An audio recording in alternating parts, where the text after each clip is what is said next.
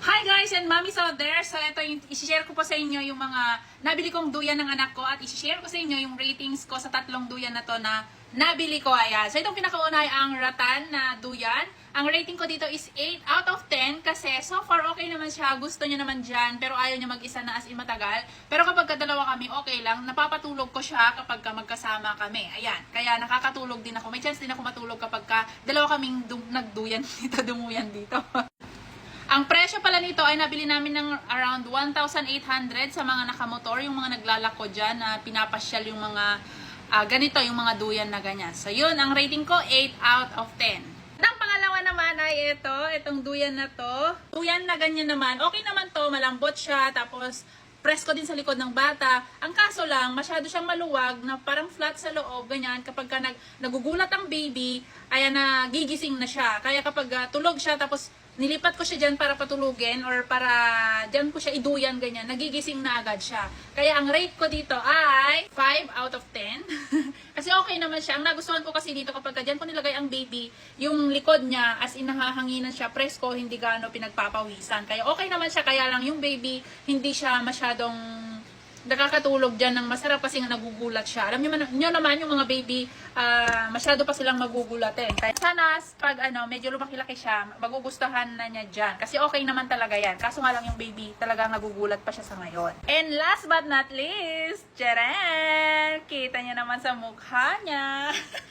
Itong pinakagusto niyang duyan, itong parang tela na sinasabit lang. Tapos may spring. Ito siya guys, kung nakikita nyo, may spring siya dito. Ayan, kapag dinuduyan niya siya, pwede niya siyang i-bounce, ganyan. Nagugustuhan niya ng baby, nakakatulog siya. Kaya kahit nandyan siya at nagising siya, tapos kapag dinuyan mo at medyo binounce mo, ganyan. Kasi spring nga to, nagbabounce talaga yan.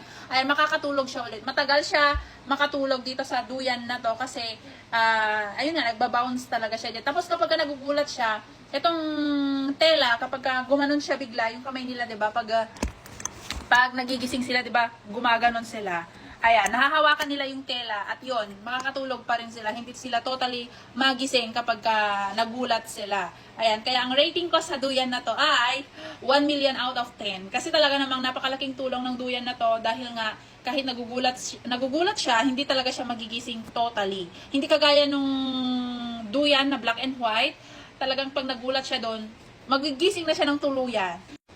Ayan. Ay, sus! Labas pa talaga yung paa. Ayan, sarap na sarap talaga siya matulog sa duyan na yan, guys. And I highly recommend this product kasi talaga namang sulit. Mas mura pa. Sa tatlong duyan na to, ito yung pinakamura na duyan, pero ito pa yung pinakasulit talaga. Ayan. Kaya kapag naghahanap kayo ng duyan na para sa baby nyo, na para makakatulong sa pagtulog nila ng mas mahaba, I highly recommend this duyan. Forget about the Rattan, forget about yung isa kasi mahal talaga yon. Yung isa, yung pangalawa, 1,000 din yon.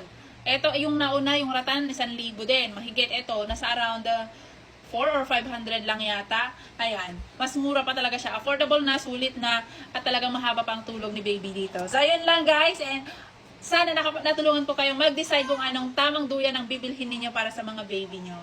Bye!